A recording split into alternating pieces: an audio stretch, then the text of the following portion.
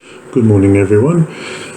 Today I will be talking about using natural colours in cold processed soap, whether it'll be clays or some natural additives or even food ingredients like cocoa powder, which I've used in some of my recipes, and they turn out really great.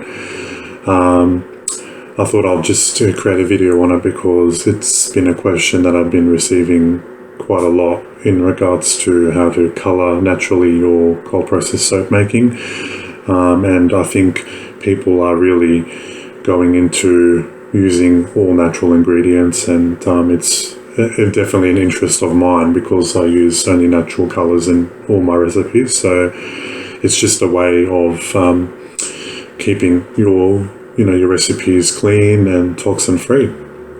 My biggest use in all my recipes are clays. There is just such a big variety of clays that you can use in your recipes, and the three main ones are Australian kaolin clays, French clays, and Brazilian clays.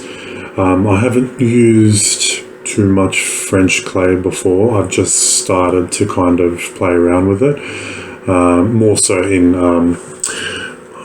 I know it's a bit off topic, but I've been making bath bombs, and this one uses green French clay, so it's the first time I've used actual clay. I haven't used it in soap quite yet, but that will change very soon because there's some new recipes I will be trying out and releasing for sale online and in the retail stores. So I will definitely be playing around more with the French clays. They've got amazing benefits, just like the other clays. They've all got amazing benefits, and it just depends on what you're targeting your recipe for. So if you are aiming for more like oily skin, then you would lean towards more the red and the green clays.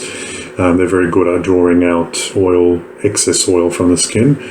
And if you're looking more towards like anti-aging, the purple Brazilian clay, the gold Brazilian clay, and the yellow Australian clay and French variations, they tend to be really good with anti-aging, and they're just full of minerals. And I mean, they're all full of minerals, but it's just a concentration of specific minerals in those particular ones that help with combating aging.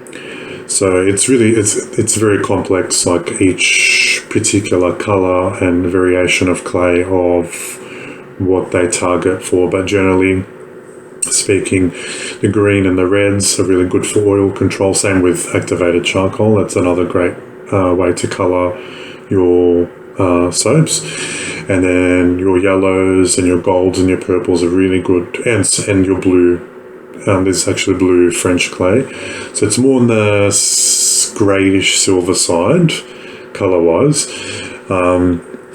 but they're really good at anti-aging. And your sensitivity, they come down to the white kaolin clay, the beige, and the pink. They're really gentle. They're really, really gentle and really good for sensitive skin. So it just depends like what you're aiming your recipe for.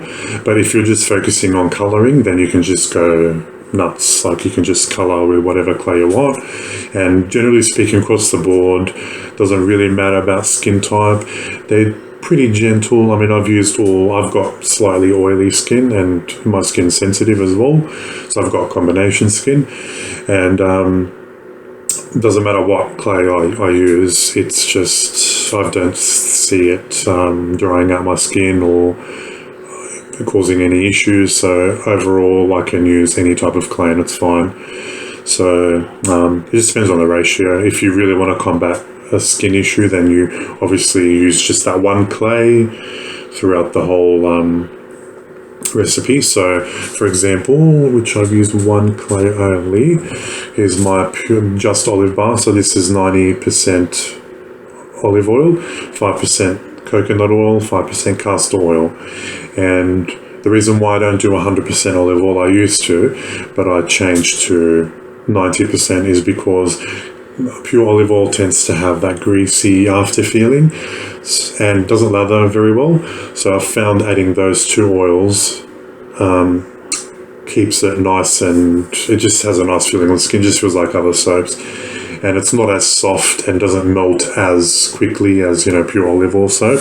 But this one is targeted towards oily skin. So this is 3% olive green Australian clay, and that's 3% super fat. So that's just like the lower super fat. I've upped, you know, the amount of clay, and that's why I put coconut oil in it as well, just to have that mild cleansing on the skin. And it's good for oily, sensitive skin. So it just depends, like, again, what you're aiming your bar to for the skin type, you know. Another one is, let's see. So another one for oily skin, which I've done, is you probably won't be able to see very well, but this is activated charcoal, and the swirls is green Australian clay. So that's also aimed for oily skin, and this is scented with tangerine and tea tree essential oil.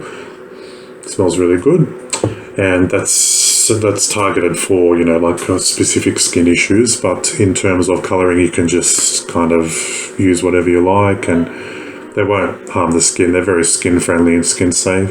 I tend to not go over 3%, so 30 grams per 1 kilo, 1,000 grams. I tend to stick around there. You can go up to 4%, but I tend to stick around 3%, just to eliminate any drying out of the skin or irritation or anything like that. So I'll quickly just show you the clays, the different clays I use. Like, there's just so many different types, but I'll just line them up behind my tablet where I'm recording on, and I'll just switch it over. Yeah, so these are the clays that I use in my cold process soaping. So these are all clays, Brazilian, mixture of French, Australian and Brazilian. And for the whites, because, like, as I've said before, I tend to try and avoid using titanium dioxide, so I go towards zinc oxide, and which I will show you very shortly how that turns out in cold process soap.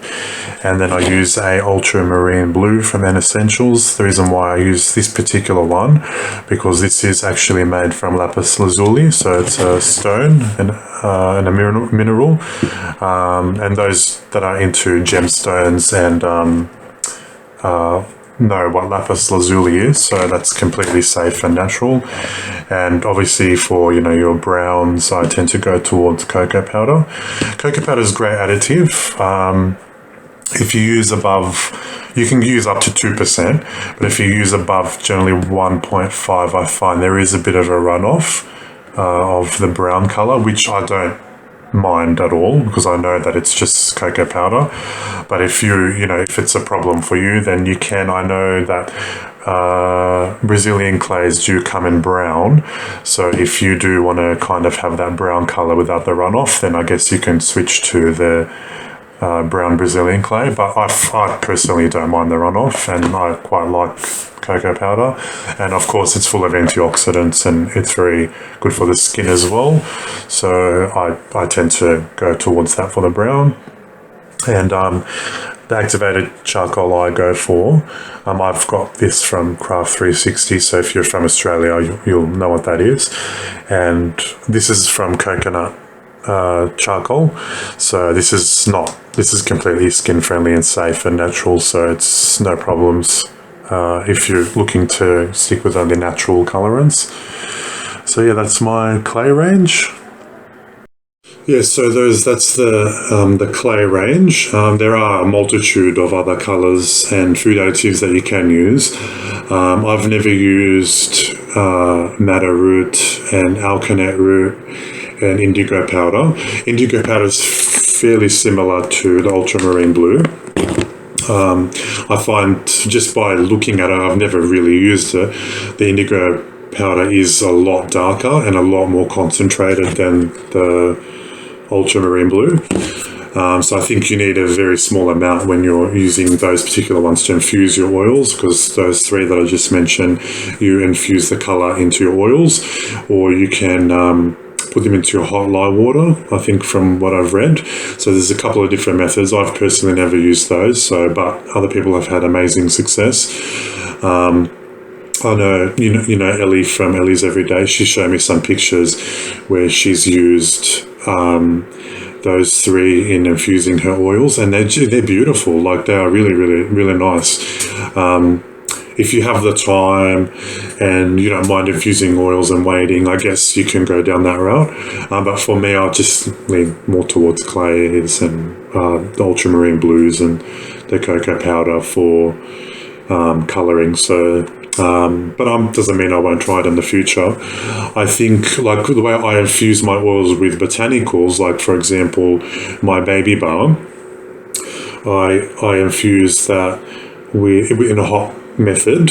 I put organic chamomile and calendula petals in the olive oil, and I put it on low and I simmer it for about, just on low, it doesn't go above 50 degrees, it just stays around that temperature. And for about 6 hours, like if I'm doing other stuff in the day, I'll just leave it on low, set it aside, come and stir it every half an hour or so. And then I use a cheesecloth to drain out the olive oil so it's clean. I'm sure that you could probably do the same thing with alkaneta madder root powder and the indigo powder. I don't see why you wouldn't be able to. I think the heat will kind of speed up the process. That's just an assumption I've just in my mind. I think that would work just as well, because with the hot process method, with the infusion of the botanicals, usually they say, 2 to 4 weeks you wait, but I find even after that few hours of just on low, the smell really comes through. You can really smell it in the oil, in the olive oil, and in the finished product, it's there. It's not quite strong because it goes through the saponification process, but it's still there. You can still smell the calendula and the chamomile, and you don't want it to be too strong because I am aiming it at baby skin, so you don't want it to be too concentrated, just enough to soothe nappy rash or maybe mild eczema or just irritations like that. You just want it to be mild and gentle on baby skin. So yeah, you can also mix different colors of clays together, which I will show you right now. So this is 2% gold Brazilian clay. So you won't really see that it's gold because I've added 2 grams of red Australian clay. So that has really made it it's red, but it's like a maroonish red, and it's got that shimmer. I find Brazilian clays, moving away from micas, if you want that natural shimmer, I find the Brazilian clays give that nice shimmering chic look. So it's just really beautiful, and it's just a natural way to give it that shine. I'm not sure if French clays give that because I haven't used them as yet in cold process soap. I've just been playing around with them in bath bombs. But in cold process soap, I know the Brazilian clays, definitely the gold especially, and the purple as well. It gives that shine. So I don't know, must be a mineral in the clay that's naturally occurring that gives it that shine. And this is just 2% Brazilian gold clay. So it's still got that nice shine. I didn't add any other colours to it. It's just the gold clay, and this one's the gold and the red clay. So you can definitely add and mix different colours. And another example of that is my lemon, myrtle and patchouli bar. This is a cocoa olive recipe as well. I've used oatmeal and rice milk. I've made the rice milk myself, which I will make another video in the next couple of weeks on how to make your own nut and oat milks and stuff like that. And they're really easy and very inexpensive, and you know exactly what's going in it. But this is a mixture of yellow Australian clay and, again, just that 1.5 grams of red clay. So it's a nice, soft maroon red. And I offset a little bit of the uncoloured portion, and I just put yellow clay and I kind of swirl it. This particular bar doesn't have too many yellow swirls. It has some, But I like it that way. Like it's just got just that nice colour to it. Another one I've coloured as well. So this is like a grey silver type colour. Like it's very nice. This is ultramarine blue, which is that one. And this is purple Brazilian clay and white Australian clay. So that's 3 different clays together that you can mix, and it comes out with this beautiful, and you just wouldn't think that there's those 3 different colours, but you can definitely mix clays, and the finished product will come out very nice. And you can just trial and error, like what colours go together. I yet haven't done like a pink and a yellow, or maybe a pink and a green. I haven't tried that combination yet. And this is an example of green clay, Australian green clay, and beige. So beige does actually colour. I find the white Australian clay doesn't necessarily give much colour. I have tried white clay in pure coconut oil soaps, which is the bar comes out white, and it doesn't really have an effect on the white colour that comes through it there in the finished product. But the beige Australian clay, it actually does change the colour, which I found really nice. And this one's scented with rose, lime and patchouli essential oils. This combination is very nice. This is a new one. And I'll give an example on cocoa powder. So this is my cocoa butter chocolate soap bars, and this is made with 20% unrefined organic cocoa butter. So the chocolate aroma is definitely there, and that's scented with I found a natural berry fragrance from one of my candle suppliers that are local from Candle Supply, and I've scented it. I thought, berry and chocolate. I swirled it with in the pot swirl with pink Australian clay, and the remaining of it's cocoa powder, organic cocoa powder. So you can definitely use food additives. I have used turmeric powder and paprika in the past, and I used them at a rate of 3% as well, and they did colour, but it came out very mild. But still, again, if you wanted to kind of just have a little play around at home and use different herbs and spices, which you can totally use, that they're skin safe. They won't cause any irritation or anything like that, so you can definitely use food additives. I don't have much experience with, the only thing I've used is, as I mentioned, paprika and turmeric, and the turmeric came out more of a soft yellow, orangey type colour, and the turmeric, again, it was like a really mild, soft red. I don't have anything that's a soft red, so I couldn't really give an example. But yeah, so it just depends. You just got to trial and error, and I'm sure you can find many other soap makers or other people that are showing pictures of, and the ratios that they've used in their cold process soap making.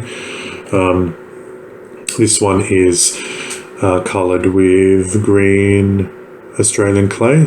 Swirled, and the remaining is pink, so it's pink and green, and that's scented with mango and grapefruit natural fragrance oil. It smells more like grapefruit, but yeah, it's a nice natural. I thought just to try a different kind of scent, and I have been playing around with natural fragrances outside of aromatherapy just to give some variety, and again, because I like to try different things, and they came out really nice.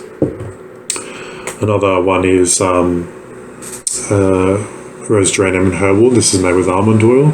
So that's just pink clay, and that's yellow clay. And of course, the olive oil comes out yellow anyway, and that just keeps it, adding the yellow clay keeps it a nice yellow tone, and obviously the pink, it comes out nice and pink. I find I'm not sure about the French clays because I haven't used them yet, but I know the Australian clays, especially the green and the pink and the yellows, they're more pastel, and I like that soft pastel colour. It gives that that look of, the colors that you're using is, nice and soft and natural. And so that's just something to, if you're interested in, if you haven't really used clays before. And this one is swirled with activated charcoal, beige Australian clay, and white Australian clay. So the white wouldn't come out really white. It's more of a soft yellow, like as the olive oil, because I always use quite a high olive oil content in my recipes. So you just work what colors work for you the best. And I find I don't mind using the white clays in swirling, because it just leaves the natural color of the soap base in there, and just it preserves it. And I like to use, if I'm using two colors, the third color I tend to go towards the white kaolin clay, because it's like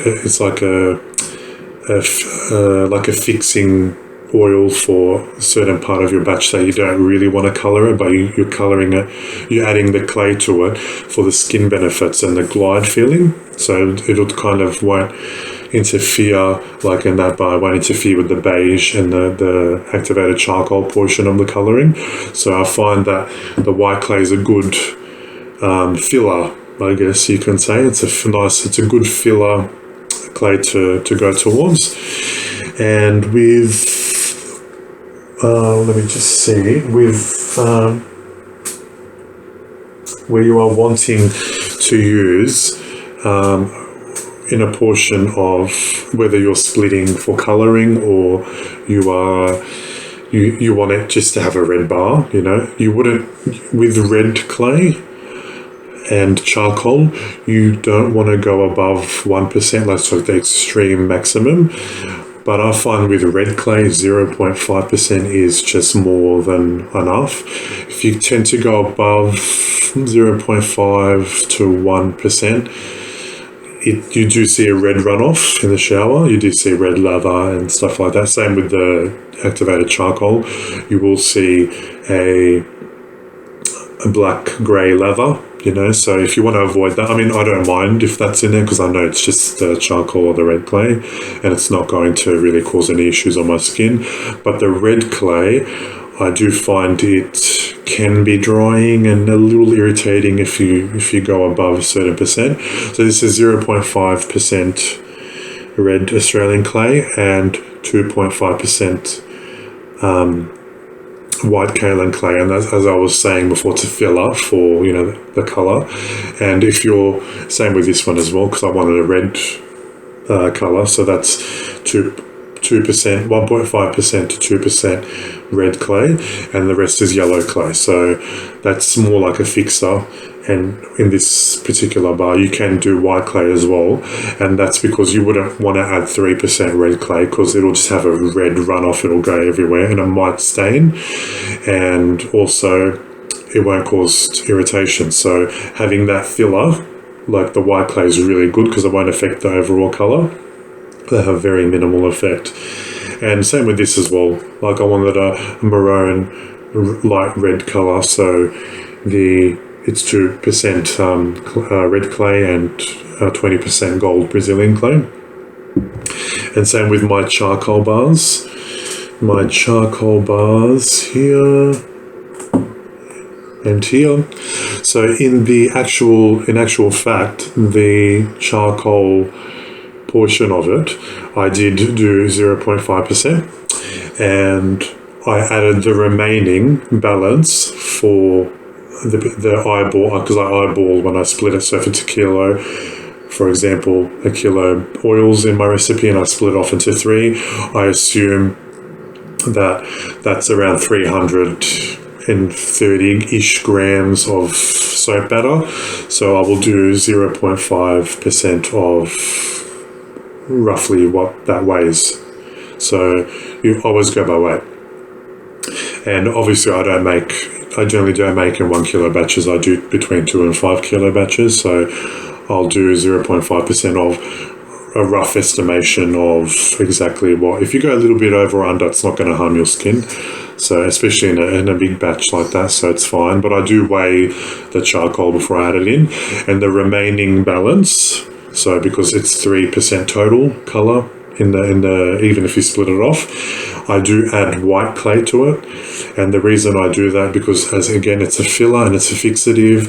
And also if I'm using essential oils, if you've watched my aromatherapy video on how to successfully create essential oil blends in cold processed soap, the filler kaolin clay portion of it in the black clay will help fix it.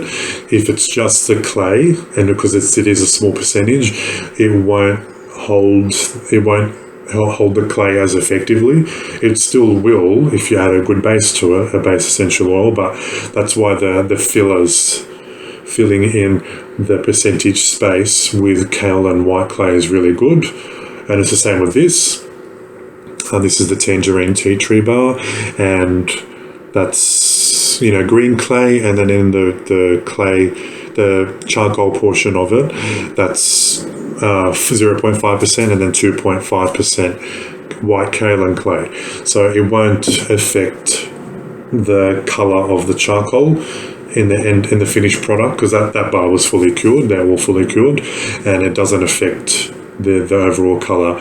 But again, it helps anchor. You want to help anchor the essential oils or the fragrance oil that you're using. So having that filler gap is really good. Plus you minimize the chance of irritating your skin. So I did touch base a little earlier on not using titanium dioxide. I have tried it in a couple of my soap recipes, and I'm not a really big fan of it in terms of it's really messy. It's very messy to work with, and it's very hard to get off when you're washing, and I just didn't like it. I just really didn't like it. I got an oil-soluble version of it. I really didn't like it. So I tried to substitute something for, to get that was white and natural, and I used zinc oxide at I used it at 2% zinc oxide, and I swirled it with green Australian clay, and this is a 60% olive oil recipe. So I know that it will affect the white color, but I think if it was in a 100% coconut oil recipe, I think it would actually come out more white than this. But I was actually really happy with how the white came out. So I think I might use zinc oxide in the future when I want a more white portion of when I split up. So I think I might just go towards zinc oxide. It doesn't irritate my skin. It still provides the skin glide that clays provide. So I found that zinc oxide works really well, and it's fairly inexpensive. So if you're in an area or a country where it's really easy to get and you want more of a white bar, I recommend going and trying out zinc oxide. Didn't seem to accelerate trace. It behaved really well, and I've been using it in the shower, and it hasn't irritated my skin at all. So I prefer to use zinc oxide over titanium dioxide. And as you know, titanium dioxide is very heavy on the lungs and very unhealthy to repeatedly being exposed to and breathing in the dust. So, and I just find it more dusty than clays. Like clays have a little bit of dust, but I find it's nowhere near as much as the titanium dioxide. So I tend to try and stay away from it. In terms of ultramarine blue, again, this is very, very strong, and I tend to not go over 0.8%. I find 0.6% to be the sweet spot in terms of a nice blue color, and it not having that blue runoff.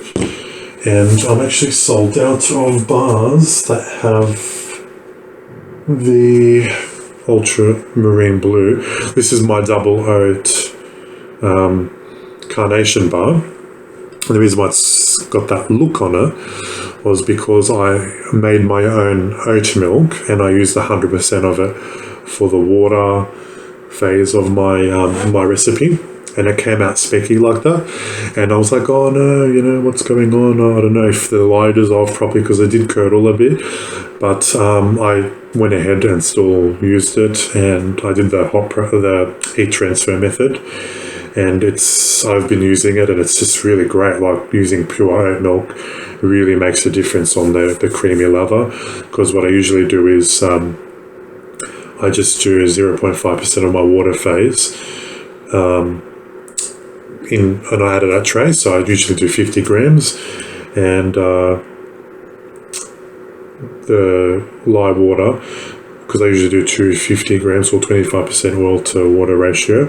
So I do 200 grams of distilled water, and then I add the oat milk or the almond milk or whatever milk I'm using at light trace. But this one I used pure oat milk, and the specs you won't be able to see, like it didn't come through as bright as pictures you'll see of my previous batches of the double oat carnation bar. But yeah, so this is 0.6%, so I wouldn't really go above that. I don't think, as I was saying, I don't think I have any. I mean, apart from this is a mixture. It's just got 0.2% of ultramarine blue, but I don't have anything at the moment. Yeah, I don't have anything at the moment that has that to really show the colour of it. But you can head onto my website and look at the double oat bar, and the picture there is before I use pure oat milk, and you can see the blue really come through, and that was 0.6%. So yeah, just stick to kind of that ratio with ultramarine blue. A little goes a long way, and yeah, so just to save, unnecessary spoilage or, runoffs, and, if you're planning to sell it or give it away, people might kind of go, oh, what's this? Why is it running blue? So that's just a guideline to work with, a safe working guideline. So this is an example of a 3-colour swirl. I forgot to actually pull it out earlier and talk about the different colours that are in it. But this is split off into 3 sections, the batter, and the main colour will be just white Australian clay, and the second colour is pink Australian clay, and the third colour is red Australian clay with a white Australian clay filler, which I will go into detail just a little bit later on. But it's just to show that the effectiveness of colouring with clays. And this is another example of using, these are my facial bars, and this is another example of using colours, clays when you're targeting specific type of skin. So the pink bar is aimed at sensitive skin, and that's that 3% pink Australian clay. The green bar is 3% olive green Australian clay, and that's to target obviously oily skin. The bar on the right is just normal kaolin clay, because kaolin clay is like theoretically suited to all skin types. So I went ahead and just put the kaolin clay in that with some shea butter. So that's good for dry skin. And the bar on the left is yellow Australian clay, and I've targeted that more like anti-aging, and I've added some acai berry to that and some argan oil. So it just depends, like you can just tailor it to what exactly you're aiming for, and so it's a real science behind it. It's really good just to research each clay and their benefits and what they're best suited to. So just to go over quickly on the benefit of clays, they're completely natural inputs into your cold process soap recipe. So if you're trying to create a complete natural recipe for either personal use or to sell or whatever the situation is, clays are just such a great way to colour your soap. They are environmentally safe. There are no, from my research anyway, there are none known environmental risks or factors associated with using clays. And they're relatively inexpensive. They don't cost much. And they are they're very effective, as you've seen. They are very effective in colouring your soap naturally. So these are the types of clays in terms of colouring. There are some other clays like Moroccan red clay and bentonite clay, but they're more for skin properties or hair properties. But we're just focusing on the clays specifically for colouring, and these are generally the clays for colouring. I haven't used all the shades of the Brazilian clays. I've only used gold, purple, blue. I haven't used brown or black or grey, red or white. I haven't used those. I haven't used any French clays. The only ones I've used is pink and green and bath bombs. I haven't used them in actual cold processed soap. The only ones I have used in cold processed soap is the French blue clay, and that's really nice. But it's more on the silver grey side. Australian clays are the only category that I've used every single one, and by far, like, I love Australian clays. I find them really, really nice and very inexpensive. They're actually the cheapest out of the other two.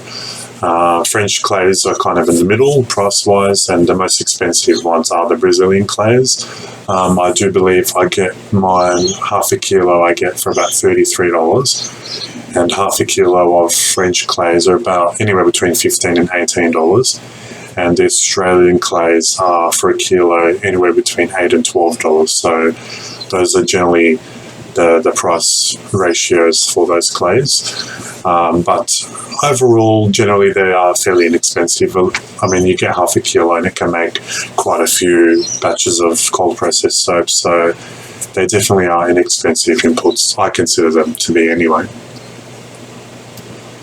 So when to add clays. So if you're using, like the bar I showed before, using the gold Brazilian clay and the red Australian clay, I just add to those two together during the heat transfer method on the coconut oil. As you know, I always use the heat transfer method. But if you can just add it to if you're using soft oils, you can just blend it in with the soft oils before you combine it with your coconut oil, or if you're melting the coconut oil with your soft oils together, that's fine. You can just add them straight into there with no issues. It doesn't affect anything. The colour still remains in the finished product, so that's totally fine. Obviously, if you're doing multiple colours, you will have to split your batches and then colour accordingly. I do recommend when you split batch, as you see in my videos, I whisk as much as I can, and to remove any of the remaining clumps, I just give it few quick bursts with my stick blender from lightest to darkest, and that just solves any issues with clumping or anything like that. Sometimes you do get a little bit of clumping if you're working with a fragrance or an essential oil blend. That does increase trace quite a bit, but I don't find that an issue at all. I mean, it doesn't affect the finished product, and it still performs as intended. And as mentioned before, there are some other colours you can use via oil infusion, and that's alkanet root powder, and that provides purple shades depending on the concentration you use. The madder root powder, also pink shades depending on how much you use, and the blue indigo powder, you can create light to dark blue and also to grey shades depending on the ratio. I don't know too much about the ratios on these infusion type colours. You'll just have to do your own research for it. If I happen to play around with it in future, I will release like the ratios I used and for what shades I was after and stuff like that. But currently, I don't know too much about this. It's just to give you an idea, if you weren't aware of these three in particular, to use to colour your soaps. For food colourings, as in like food ingredients like herbs and spices, turmeric powder, I found in my personal experience was like a nice light yellow. The paprika was really, really soft red. They do look kind of grainy, but I still thought they looked quite nice and cool. Unfortunately, I don't have any pictures of those because that was like when I first started making cold processed soap, and I didn't really use any clays at that point. And as you've seen in the video, I've showed you some chocolate bars that do use cocoa powder, and it's a nice brown. And I haven't tried to create shades of brown with them, but I'm sure, just like alkanet, madder, and blue indigo powder, that you can create shades depending on the concentration you add of that. So this is an example of the clay ratio that I work with in my cold process soap recipes. So this is based on 1,000 grams, and you can easily double or triple it depending, if you're doing a 2,000 gram well batch or a 3,000 gram well batch. I generally, let's say I'm doing a 2,000 gram well batch, then I'll just, when I split half, I could assume each split roughly, even though it's eyeballing, it will be 1,000 grams each. So it'll be 30 grams of each of the clay. So you can easily double up. It just depends on how big your oil batch size is. But this is just for simplicity's sake, we're focusing on 1,000 gram batches. And when I eyeball and split it, this is exactly how much I put in each split batter. And it doesn't have to be exact. You can go over slightly, and it's not going to harm your skin. It's not going to harm the finished product. It'll still look great. But I just don't recommend going over 4% because it can start to be on the drying side, and you don't really want that. You want to reap the benefits of the clays and the skin glide it gives your skin, and the right amount of clays. It actually leaves your skin feeling nice and smooth and nourished. So that's what you're aiming for. So this is that bar I showed earlier with the 3-color swirl. And this is how you work out when you split it off. And again, I just eyeball it. I don't weigh it. I just split it off into 3. And then for the 3 portions, yellow clay, 10 grams, which I weigh. The clays I do weigh, but when I split the batches off, I don't weigh it. For the pink portion, it's pink clay, and as suggested before, I don't recommend going above 0.5%. So of the red clay, so that's 5 grams, and to fill that percentage gap, I use the white clay filler. And that's also another 5 grams, and that's to help anchor the essential oil or fragrance oil that you're using in your cold process soap recipe. And these go a long way into helping fixing essential oils. They really do such a marvelous job. So yeah, this is the ratios I work with for this. So this one is also another 3-color split for a 1,000 gram batch. I'm trying to keep it as simple as possible. I know it can get a little confusing. I can confuse myself, and I've been doing this for years, so just bear with me. But let's say you want black, pink, and red portions when you split into 3. So your charcoal will be 5 grams, and then the filler will be 5 grams of white clay. So that's to fill the percentage gap. The pink clay can be on its own, so that's just a 10 grams. And then for the red clay, again, 0.5%, which is 5 grams. And then you want to have the filler of the white clay.